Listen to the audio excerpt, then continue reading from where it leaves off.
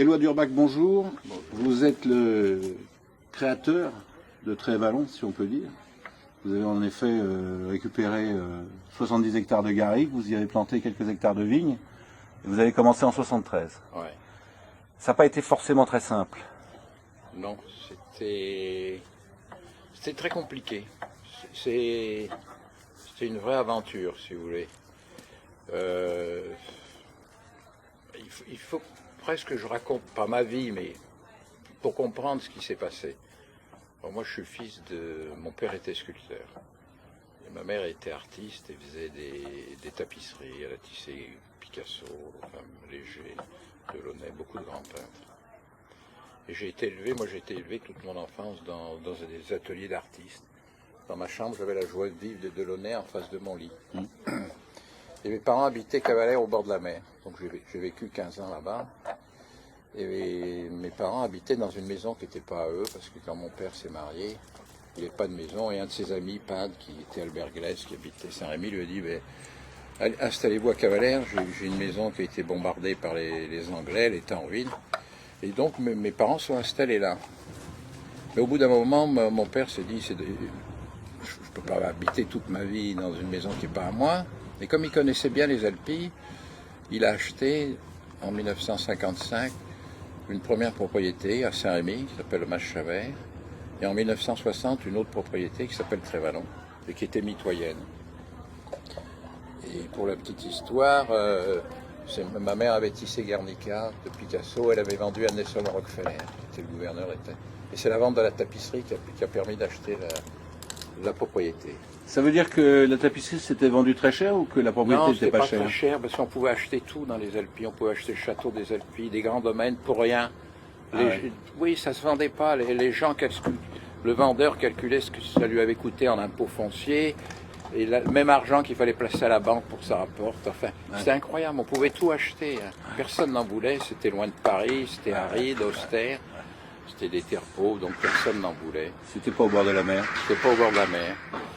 Mais finalement, c'était une chance, parce que si mes parents avaient acheté une propriété qui était une propriété uniquement d'agrément, j'aurais peut-être jamais fait de vin. Non. Et je suis tombé amoureux du coin, voilà. Alors, à 17 ans, j'ai quitté Cavalère, je suis parti faire des études à Paris, j'ai fini par faire des études d'architecture. Et on venait, bon, l'été, j'aimais aller au bord de la mer, mais à Pâques ou Noël, on venait ici. Et le coin me plaisait beaucoup. Et souvent à table, on avait des conversations en famille. Et mon père, j'ai toujours entendu mon père me dire, mais tu sais, c'est dommage, on ne fait rien dans ce domaine, on devrait faire de la vigne. Et puis à Paris, bon, pendant que je faisais des études d'architecture, je vendais des tableaux, par les relations que j'avais familiales. Et donc je brassais quand même un peu d'argent. Et mon grand plaisir, c'était d'aller au restaurant et de payer des bonnes bouteilles de vin. Mais à l'époque, c'était facile, parce que une bouteille de vin très chère, c'était 5 francs. Un grand cru, et une bouteille de vin de table, c'était 1 franc. Et puis voilà, je sais pas, l'idée de faire du vin a cheminé dans mon esprit. Et un jour, c'était en juin 73, donc j'avais 23 ans, j'ai écrit à mon père, je m'en souviens toujours, je lui ai dit voilà, j'abandonne Paris, je viens m'installer à Trévalon pour planter de la vigne. Et mon père, qui était assez rigoureux, m'a écrit, mais quand il était en colère, il me vouvoyait, il m'a dit, je vous interdis de venir à Trévalon, on n'abandonne pas quelque chose qu'on a commencé. Et je suis venu quand même, bon, ce qui a créé une certaine tension familiale, mais enfin j'ai commencé à planter de la vigne. Et là, c'est toujours la chance qui est... Mon père me dit, mais puisque tu veux faire du vin, je connais un amateur d'art, parce que Georges Bonnet, propriétaire de Château Vignola, échangeait des bouteilles de vin contre des œuvres d'art. Voilà. Et Je crois que c'est Saint-Laurent qui lui avait fait l'étiquette d'une des bouteilles. Voilà. Et puis il avait échangé avec César, Armand. Et ce qui fait que nous, quand on venait en vacances ici, on buvait du Château Vignola tous les jours. Et évidemment, on en est allé le voir, et lui nous a dit, ben voilà, je me suis inspiré de l'ouvrage du docteur Guyot, Études des vignobles de France, et faites comme moi un assemblage de Cabernet Syrah, vous verrez, ça fait des très grands vins. Et on lui a fait confiance, en plus son vin était là, c'était très bon à l'époque. Et donc on a de le redevenir. Hein. Comment? C'est en train de le redevenir. Oui, c'est en train de revenir, oui, c'est vrai. C'était vraiment un grand vin. Et puis il n'y avait pas grand-chose à l'époque. Il y avait à Bandol, mais c'est pas du tout le même climat qu'ici, Pas du Bandol. tout. Donc on ne peut pas planter une mourvèdre, c'est trop froid ici. Et donc on a planté des Syrah et Cabernet Sauvignon. Et bon, au départ c'était assez facile parce que M. Brunet, qui était un homme influent, il était chef de cabinet du ministre de l'Équipement. Et il avait obtenu de l'INAO qu'on autorise jusqu'à 60% de Cabernet Sauvignon.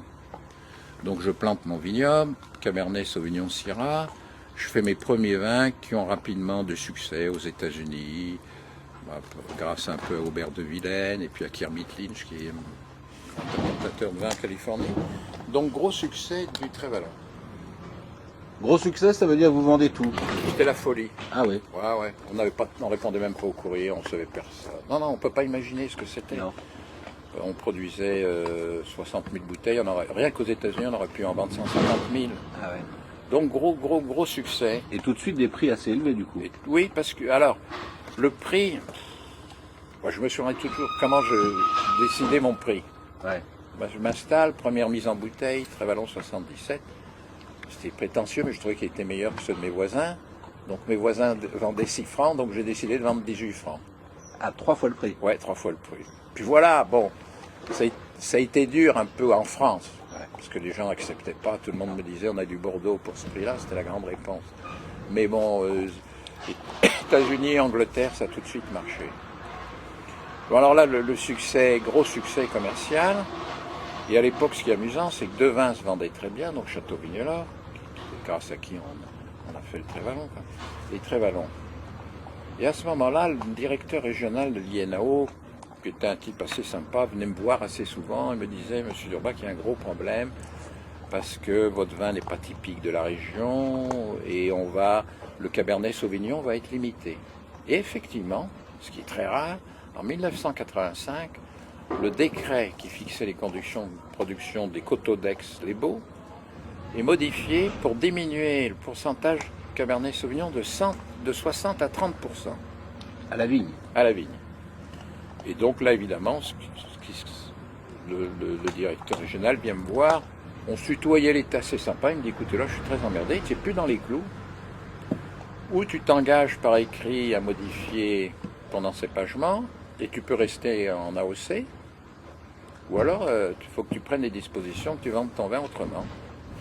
Et à ce moment-là, je lui dis, non, moi, je ne change rien, hein, c'est à vous de décider. Et donc là, on m'a donné une dérogation non écrite. Il m'a dit, bon, écoute, continue à vendre ton vin en AOC. Donc ça a duré de 85 jusqu'au millésime 93. Et là, rebelote, le vigneron des Beaux qui s'était groupé, enfin, je faisais partie du groupe, militaient pour avoir leur propre AOC, les Beaux. Bon, alors là, on rencontre souvent une commission d'enquête. Je rencontre le président de l'INAO, feu Monsieur Renaud, qui vient et me dit, vous savez, moi, Monsieur Durbach, je viens sur le Chevalier Blanc hein, maintenant. Donc maintenant, c'est plus que 20% de Cabernet, ou vous mettez en conformité, ou c'est... Ben, je dis, écoutez, c'est pas compliqué. Hein. Je ne me mets pas en conformité, et puis je vends 20 pays. Et voilà un peu rapidement comment s'est passée l'histoire. Mais il faut toujours noter que c'est pas dans la bouteille. Hein. Parce que alors, Renaud à l'époque m'avait dit, mais plantez un peu de Grenache, et puis vous le vinifiez à part, comme ça, ça ramène la proportion de Cabernet à moins de 20% dans votre superficie. Mais d'abord, il y avait très peu de vignes à acheter dans le coin, et puis je voyais pas l'intérêt de tout ça. Oui, c'était ça. Bon, vous voyez pas l'intérêt de tout ça. Oui, je voyais pas l'intérêt de tout ça, donc j'ai préféré continuer à faire ce que je voulais faire et ce qui plaisait à mes clients. Moi, je suis très ouvert, je suis d'accord pour modifier quelque chose, apporter, vous savez, comme quand on fait la cuisine, on met un peu plus de sel. Mais de là à modifier complètement le style de mon vin, non, je ne pouvais pas, c'était inconcevable pour moi. D'autant plus que ça marchait bien, que le goût me convenait. Donc voilà, mais si vous voulez, ce qui est marrant, c'est que l'INAO, en plusieurs étapes, a essayé pas de me foutre dehors, ou de me remettre dans les clous. Puis voilà, j'ai pas voulu. Voilà. Et du coup, aujourd'hui, Trévalon, c'est le vin de pays le plus cher du monde? Bon, je sais pas, peut-être. Non, il y en a un autre que vous connaissez, mais ce qui me fait plaisir, c'est que c'est un de mes élèves. Enfin, je sais pas, vous pensez peut-être à la Grange des Pères. Oui, et voilà, Laurent Vaillet a travaillé 3 oui, il est un peu plus cher que vous. Un peu plus cher. Ouais. A travaillé 3 ans chez moi. Non, c'est pas tellement ça. Moi, ce qui me plaît, c'est de faire quelque chose qui me fait plaisir. Et à travers ça, me réaliser moi-même en tant qu'être humain. Et puis, accessoirement, même principalement, en vivre, en tirer un certain confort et pouvoir continuer à faire ce que je veux faire. Donc, c'est pour ça que Bien sûr. je me suis mis à faire du blanc. Et là aussi, j'ai fait ce que j'avais envie de faire. Et je me suis retrouvé aussi, comme par hasard, en dehors des clous. Vous savez, j'ai planté Marsanne Roussanne qui sont interdits dans la Haute-Sélébo, mais qui vont peut-être être autorisés maintenant. Ah. Parce qu'ils se sont quand même rendus compte que ça marchait bien. Ouais. Mais bon, après, j'ai planté un peu de chardonnay, donc là, on a dit, Éloi, il le fait vraiment exprès, mais je n'ai pas fait exprès, j'ai fait, vous savez, comme quand on fait un petit assemblage, on met un peu de piment, et puis voilà, moi, le chardonnay, c'est un peu de piment dans mon assemblage de blanc. Voilà, non, moi, finalement, c'est ce que je souhaite à Touvignon, c'est de se faire plaisir à travers son boulot, et puis se réaliser. C'était facile de devenir vigneron quand on arrivait de Paris, qu'on avait fait des études d'archi aux Beaux-Arts, Alors, etc. c'est à la fois facile et dur. C'est dur parce que créer un vignoble, c'est énormément de boulot, c'est un travail considérable. Il y a pas mal d'obstacles à vaincre, à obtenir des droits de plantation, enfin. Mais c'est facile quand on n'y connaît rien, parce que finalement, on n'a aucun préjugé. Ouais. Moi, je suis arrivé, j'y connaissais rien. Je suis un héritier de mai 68. Bon, on pensait que tout était naturel. Je me suis mis à faire du vin bio, ça a bien marché. Et finalement, les choses étaient faciles pour moi. Vous avez commencé comme ça. J'ai commencé comme ça. Vous avez commencé en bio. J'ai commencé en bio en 73. Donc à l'époque, c'était rare, on nous prenait pour des fadas. Mais ça n'a pas trop mal marché. Et puis voilà. Enfin, Ok, la prochaine étape, c'est quoi? Un vin de garage Non, je suis pas tellement, j'aime pas tellement ça. C'est pour ça qu'à Trévalon, vous avez vu, j'ai une cuvée de blanc, une cuvée de rouge. Ouais. J'ai pas de cuvée spéciale. Et vous n'avez pas non plus de deuxième vin? Non, si c'est pas bon, j'en fais pas. Il n'y a pas eu de 2002. Ah oui, il n'y a pas eu de Trévalon 2002. Il y a eu 0 bouteille parce que c'était pas bon. Voilà, non, je préfère que ce soit comme ça. Pas de cuvée spéciale. Le Trévalon, c'est un tout. Ça m'embête qu'il y ait un Trévalon pour certaines personnes. Alors, il y a une chose qui est particulière. On fait un peu de vin de paille. Ça, c'est mon fils qui fait ça, qui a commencé en 2007. Ah oui. Mais c'est confidentiel, on le fait pour la famille. Et puis, bon, on en vend quelques bouteilles.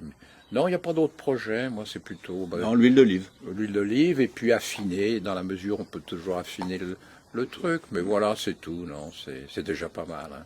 D'accord. Voilà. Éloi d'Urbach, merci. Voilà.